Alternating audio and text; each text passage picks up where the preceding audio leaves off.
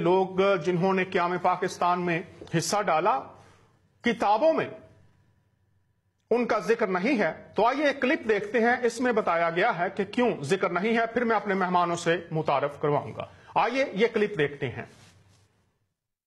تو میں یہ جو بات کر رہا تھا نا کہ بغیر بلا امتیاز جو لڑے تھے سب لوگ، کرسچنز جو ہیں ان کا کیا کردار تھا؟ ہیروز مثلاً چوئنڈا میں کرنل ماروین کوڈازور، colonel W Herbert Shakargarh میں، کرنل سشیل کمار ٹریسلر اور colonel L C Roth Chhamb Jaurian sector میں، colonel K M Rai Bedian sector میں، major Ramon Joshua Sialkot sector میں، colonel Daniel Austin Lahore sector میں، کرنل اینتھنی لیم کھیم کرن پہ قبضے کے دوران وہ شانہ بشانہ تھے، سپاہی طالب مسیح تھے چوئنڈا میں شہید ہوئے، Naik R C James Sialkot sector میں شہید ہوئے، مطلب ایک لائن لگی ہوئی ہے۔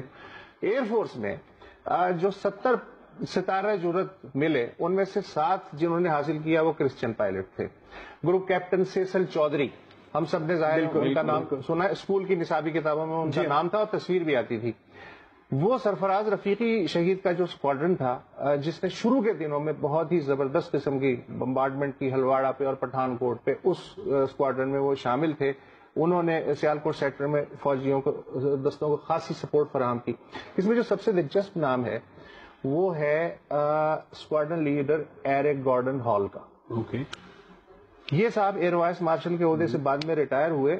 65 میں اس بات پہ انہیں ستارہ جرت ملا کہ پی ایف کے پاس بامبرز کم تھے، فائٹر جیٹ زیادہ تھے، انٹرسیپٹر زیادہ تھے۔ تو انہوں نے یہ جگاڑ کی کہ C-130 جو مال بردار طیارہ ہوتا ہے اس میں کچھ ایسا کوئی کنورٹ کر کے بامبر بنا دیا۔ اچھا، اور پہلی جو سارٹی ہے وہ انہوں نے خود اس پہ گئے، کھٹو برج پہ بمباری ہوئی C-130 سے بطور بمبار، اور اس طرح کے پوری جنگ میں 13 مشنز ہوئے۔ اسکواڈرن لیڈر مڈل کورٹ ستارہ جرت 2 دفعہ ملا، بالکل 71 میں بھی اور 65 میں بھی۔ کراچی میں یہ ماری پور بیس پہ تھے 65 کی جنگ میں، اور کراچی کے اوپر انہوں نے 2 انڈین طیارے بھی گرائے، 17 مشنز کیے۔ اردن کی ایئر فورس کو اسٹیبلش کرنے میں ان کا بہت بڑا ہاتھ تھا۔ جب 71 میں یہ مسنگ ایکشن ہوئے تو اس کے بعد جو شاہ حسین تھے انہوں نے ان کی بیوی کو خط لکھا کہ اگر وہ فرض کریں کہ ہلاک ہو گئے ہیں تو اگر ان کی لاش مل جائے تو اردن کا پرچم بھی ان کے جنازے پہ ڈالا جائے، بے شک پاکستانی پرچم کے ساتھ۔ تو ایک ہے، ابھی پتہ نہیں وقت ہے یا نہیں ہے، میں اس میں سے ایک اقتباس سنانا چاہ رہا ہوں، آپ سنائیے۔ یہ ان کا ہے لیزلی مڈل کوٹ، ان کی جو بیٹی ہیں ماروین مڈل کوٹ، اس کا تذکرہ ہے، اس کا ایک واقعہ ہے بڑا زبردست۔ کتاب کا کور بھی آپ بے شک دکھائیں، یہ ہے کتاب سبز و سفید ہلالی پرچم کے محافظ و شہداء، یہ اعظم مراج صاحب ہیں، انہوں نے بڑی محنت کی ہے اس کتاب پہ۔ یہ واقعہ ہے کہ 1967 میں جب اسکواڈرن لیڈر ماروین مڈل کوٹ کی تعیناتی سرگودا ایئر بیس پہ تھی تو ایک دن اسکول میں ان کی 8 سالہ بچی لیزلی نے اپنی کلاس میں وطن کے محبت پہ تقریر کی ریہرسل کی۔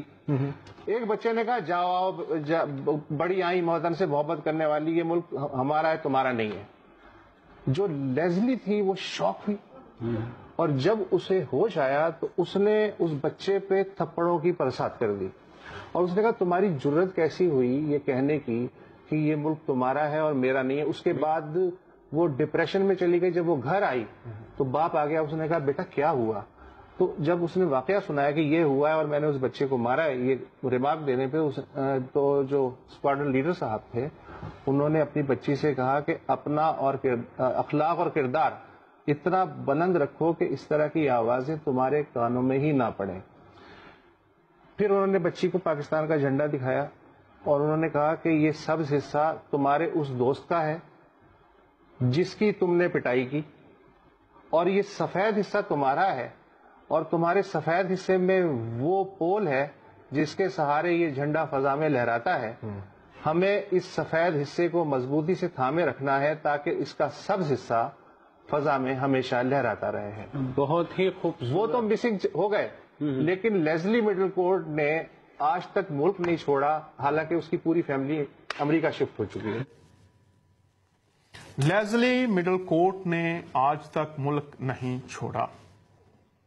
ہمیں اس سفید حصے کو مضبوطی سے تھامے رکھنا ہے تاکہ سبز حصہ فضا میں لہراتا رہے۔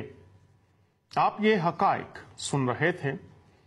یہ تینوں صاحبان دور حاضرہ کے تجزیہ نگاروں میں یکتا حیثیت